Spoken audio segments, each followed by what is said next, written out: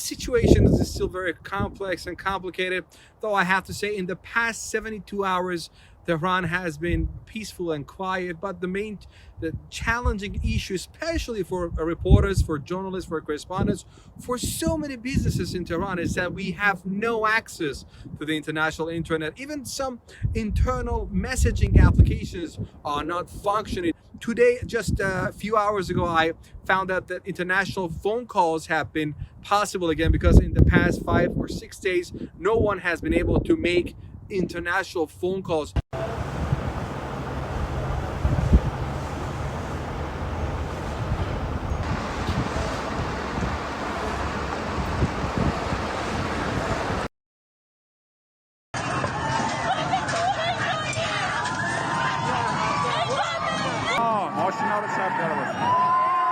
We have verified over 1,850 to be exact, protesters killed.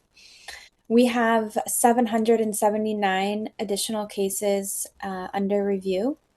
And so this is an extraordinarily high number in and of itself. One death is too many deaths, but we have a really high number now. And the way that we verify this information as an organization is really no different than the way that we collect information in less sort of sensitive times. We have developed and maintained a large network across the country since the inception of the organization. And so in order to verify information, we rely on that in-country network. Everything that we produce as verified information has been confirmed with a primary source inside of the country. We have documented over 16,700 arrests. These are people that are being arbitrarily detained in sometimes unknown detention facilities, and they're also being subject to forced confessions. We have documented an unprecedented number of forced confessions in the last 16 days, and a number of 97 forced confessions in such a short period of time is extremely concerning. Forced confessions are a pattern of the Iranian regime. But they happen under coercion, and that coercion is often done with psychological and physical torture. And this is concerning in and of itself. But then later in a show trial, these confessions are used as justifications to sentence people to death. And so what you have is numerous rights violations compounding upon each other.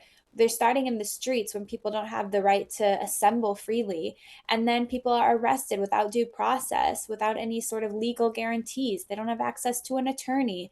They then are tortured to confess to a crime they didn't commit. And then that confession is used against them in a trial where they've had no guarantees up until that point. And then oftentimes we have to work on their behalf to get the international community to pay attention and halt their death penalty, which is not always successful.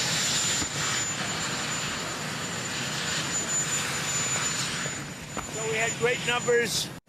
Iran is on my mind when I see the kind of death that is happening over there. شما برید پشت مردمی که نشون دادین تو غزه چجور پشت مردمی نشون دادین تو کشورهای دیگه هنوز خونشون رو سر و صورتتون هست و این حرفا رو میزنید. این بیشتر شبیه یک لطیفه است تا یه حرفه. اینها هم مذاکرهشون و هم حمایتشون همه فریب بوده و فقط میخوان که ما رو مثل سوریه و عراق ناامن بکنن کشورمون رو و این ایران رو تضییع بکنن و این منافع و مطامعشون رو بهره برداری بکنن. شهادت میدانی در شهرهای مختلف شب گذشته اموال عمومی در برخی از شهرها بیشتر از بقیه بوده. I have been glued to social media, news from outside of Iran, all kinds of sources, but I haven't been able to reach any of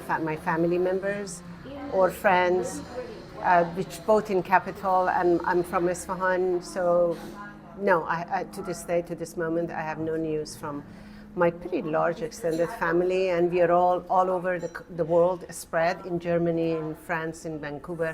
So we are all calling each other, any news, and no one has any news. But But my heart goes out to my people. I think in every conversation that we have, we should not forget the central object, the central point, which in this case is human suffering. And the fact that I live here, I'm privileged enough to have a business to sort of make a life here, does not allow me to have a voice about their lives, because they have been suffering for the last 44 years in terms of brutal economic sanction, and previous that, 8 years of war and terrible dictatorship within the country and all the external factors that to this day brought Iran to this point.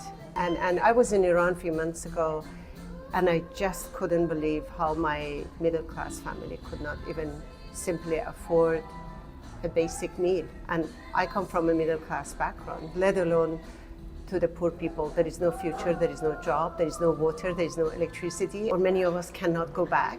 But I am very lucky to go back, and I'm very connected to not only big extended family, like old friends from university. I'm very, very fortunate to have footing in both places. And for me, it's incredibly emotional to witness the destruction of my country through the 12 days of war, and now like buildings burning, massacres is happening, body bags on the floor. And is it true? Is it AI? Is it news? Is it reality? And to this moment that we speak, I have no news of my family, but I think it's very simplistic to just think about my suffering. There's no suffering. I'm just a witness to atrocities and across the board. I'm witnessing unnecessary harm done to people who just want a basic life. And that injustice is killing me more than anything. اقدامات مسلحانه آنها و حضور گسترده مردم در محکومیت این اقدامات، این گونه تجمعات در روز جمعه با کاهش 90% همراه بوده. بر اساس اخبار به دست آمده این گروه‌های مسلح و تروریست 大家好，我是主播周玉琴。很多的朋友告诉我们，太阳星全效克菲尔益生菌帮助了睡眠品质。原版的太阳星全效克菲尔益生菌，它添加有超级食物羽衣甘蓝，健康再加分。而有睡眠困扰的朋友们，赶快选择蓝色包装这一款晚安加强版，绝对是更有感。每日克菲尔，时刻美好 ，Good Feel Good， 请上快点购为健康下单，而且要记得输入推荐代码，有额外的折扣优惠。太阳星全效克菲尔益生菌基础版、晚安加强版，新包装改版，内容不变，抽取更方便。要吃就吃最好的。